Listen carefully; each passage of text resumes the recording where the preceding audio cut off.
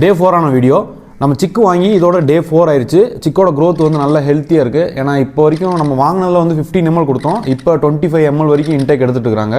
இப்போ நம்ம என்ன பண்ண போகிறோம்னா, பேர்டோட நெயில் வந்துட்டு ரொம்ப ஷார்ப்பாக இருக்கும். இப்போ நம்ம அதை வந்துட்டு கட் பண்ண போகிறோம். அதை கட் பண்ணுறதுக்கு முன்னாடி நீங்கள் எப்பயுமே ஃபுட்டு கொடுத்ததுக்கப்புறம் கட் பண்ணக்கூடாது. ஃபுட் கொடுக்குறதுக்கு முன்னாடியே கட் பண்ணுங்கள். ஏன்னா கிராப் வச்சு நீங்கள் எதாவது அமுக்கிட்டீங்கன்னா கூட புற ஏறி ரிட்டன் மேலே வரதுக்கு வாய்ப்பு இருக்குது.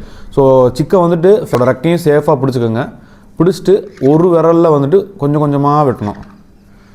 ஏன்னா அவங்க ரொம்ப இது பண்ணுவாங்க, ஸ்லோவாக வெட்டணும். நீங்கள் நார்மலாக வீட்டில் யூஸ் பண்ணுற நெயில் கட்டரே யூஸ் பண்ணிக்கலாம். ஆனால் வந்துட்டு ரொம்ப லெவலில் வெட்டக்கூடாது. அதோட எட்ஜில் மட்டும் நம்ம கிராப் பண்ணி விட்டோம்னா போதும்.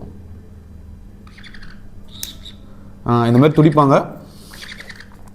ஜஸ்ட் அந்த ஷார்ப்பாக இருக்கிற இடத்த மட்டும் நம்ம வெட்டி விட்டோம்னா போதும். ஒவ்வொரு விரலாக பிடிச்சி அதுக்கப்புறம் வெட்டுங்க.